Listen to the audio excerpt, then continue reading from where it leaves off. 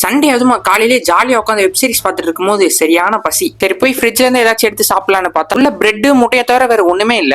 சரி இதை வச்சு வேற என்னத்தான் பண்ணலான்னு அப்படியே யோசிச்சுட்டே அப்படியே கிச்சன் பக்கம் போனா அப்பதான் என் தங்கச்சி உட்காந்து கிச்சனை மாங்கு கிளீன் பண்ணிட்டு இருக்கா. நானும் ஹெல்ப் பண்ணலான்னு போய் கிட்ட போய் நின்றா நீ மூடு அப்படின்னு அமுச்சு விட்டா நமக்கு ஒரே எமோஷனல் டேமேஜ் ஆயிடுச்சு. சரி கிச்சன்லாம் கிளீன் பண்ணி முடிச்சா ஆளுக்கு ஒரு வேலையை எடுத்து ஸ்டார்ட் பண்ண ஆரம்பிச்சிட்டோம். பிரெட் முட்டையை வச்சு என்ன பண்ண போறோம்னா பிரெட் வச்சு பப்ஸ் பண்ணலான்ட்டு ஒரு ஐடியா. செய்யறது ரொம்ப சிம்பிள் தான். என்னென்ன தேவைன்னு பாத்தீங்கன்னா வெங்காயம், அப்புறம் மிளகா, அப்புறம் சைட்ல லைட்டா என்னென்ன மசாலா கிடைக்குதோ எல்லாத்தையும் எடுத்து வச்சுட்டு சட்டி எடுத்து வச்சுட்டு எண்ணெயை ஊற்றிட்டு பச்சை மிளகா வெங்காயம்லாம் நல்லா வணங்குற வரைக்கும் அப்படியே கிண்டி விட்டுக்கிட்டே இருக்கணும். அதுக்கப்புறம் எல்லாம் வணங்கினோன்னா கையில் என்னென்ன மசாலா கிடைக்குதோ எல்லாத்தையும் எடுத்து உள்ளே போட்டு நல்லா கிண்டி எடுத்து வெளியே வச்சிடணும். அப்படியே சைடில் இந்த வேக வச்சு முட்டையை ரெண்டா கட் பண்ணி எடுத்து ஓரமாக வச்சிருங்க.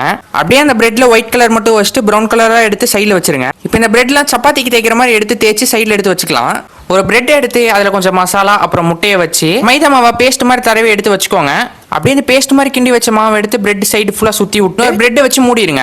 அது நல்லா ஒட்டின பின்னால கலக்கி வச்ச முட்டையில ஒரு டிப் பண்ணி எடுத்துட்டு ஒரு நல்லா பொடியா பண்ண பிரெட்ல ரெண்டு சைடு நல்லா ஒட்டுற மாதிரி பண்ணி எடுத்துக்கோங்க. இதே மாதிரி எல்லா பிரெட்டுக்கும் பண்ணி எடுத்து சைடில் வச்சு ஒவ்வொரு பிரெட்டை எடுத்து எண்ணெயில போட்டு பொரிச்சு நல்லா ப்ரௌன் கலர் ஆகிற வரைக்கும் அப்படியே விட்டுறணும். அதுக்கப்புறம் வெளியே எடுத்து சூடா இருக்கும் போதே கட் பண்ணி சாப்பிட்டா உண்மையான எக் பப்ஸ் எப்படி இருக்குமோ அதே மாதிரி இருக்கும். நீங்களே என்ன மாதிரி வீட்டில் வெட்டியாதான் இருக்கீங்கன்னா மறக்காம செஞ்சு பாருங்க, செம்ம டேஸ்டா இருக்கும். போகும்போது மறக்காம சப்ஸ்கிரைப் பண்ணிட்டு போயிருங்க.